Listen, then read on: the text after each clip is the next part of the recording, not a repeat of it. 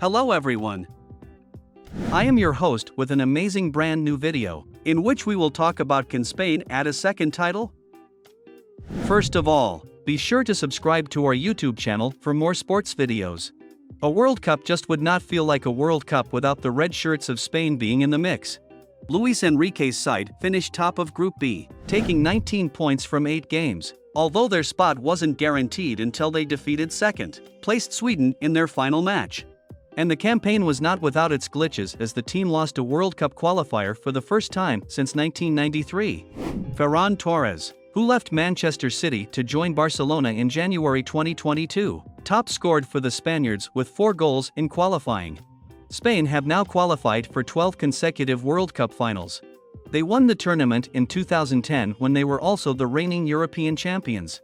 In Qatar, Spain are drawn in Group E along with Costa Rica, Germany, and Japan. It's been 12 years since Spain won their maiden World Cup trophy in South Africa, and a new generation of Spanish superstars is hoping to repeat the trick in Qatar this winter.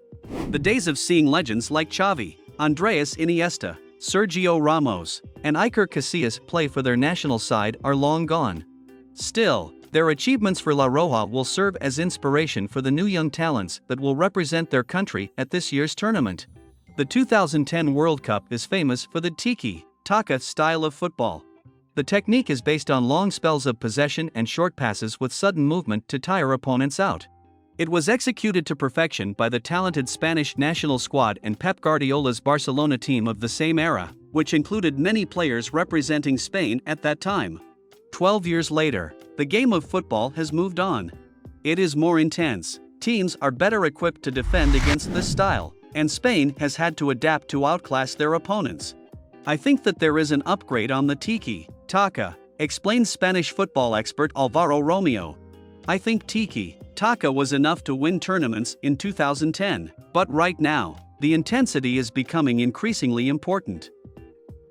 And Spain has a lot of intensity. Without the ball, they know how to put the intensity on the pressure to get the ball back. It's not gegenpressing style like Liverpool, but they are trying to get there. So, can this Spain team implement this new style of counter-pressing and make it count in the tournament in Qatar? Spain's group/route to Lusail Spain starts the tournament as the seeded side in Group E, which also contains Costa Rica, Germany, and Japan. The standout game that catches the eye in the group stage will be Spain versus Germany. The two nations famously faced off in the European Championships 2008 final in Austria, with Spain winning 1-0. But both sides have been underperforming at tournaments. Germany lost to England in Euro 2020 and was eliminated from the 2018 World Cup in the group stages. The pair are the favorites to go through to the next round, but Costa Rica and Japan will provide stern challenges as they look to regain their form in major tournaments. If they win the group, Spain will face the runner-up of Group F, which includes Belgium, Canada, Morocco, and Croatia, at Al Janoub Stadium. If Germany does well in Group E, Spain might only finish runners-up. If this happens, Luis Enrique's team will go to Education City Stadium and face Group F winners, including Belgium. Should Spain progress, they could meet Brazil and Portugal from Groups G or H in the quarter-final. To reach the finals at Lusail, they may need to bypass France, the current champions. Key players: there was a time when Spain's regular squad was full of the world's best players. While the quality hasn't been as good, there are still some excellent players and a good mix of youth and experience. It will most likely be the last tournament for the captain, Sergio Busquets. He was integral to the squads that won the 2010 World Cup and Euro 2012. He will want to leave his mark on the world stage one last time after making 138 appearances for the national team so far. At the other end of the age spectrum is one of Spain's most talked about young talents.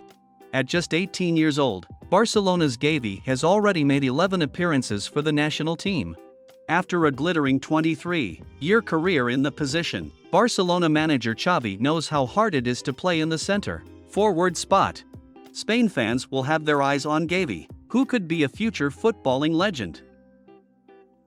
There are a lot of questions surrounding Spain's performance at this year's World Cup.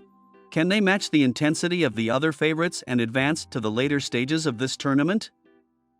Or will this be seen as an experience for the younger players to thrive on later in their careers? If Spain makes it out of their group, they believe they can make a big impact in Qatar. Do you like this video? Openly give your opinion in the comments section. And don't forget to press subscribe button to follow our more videos in the future.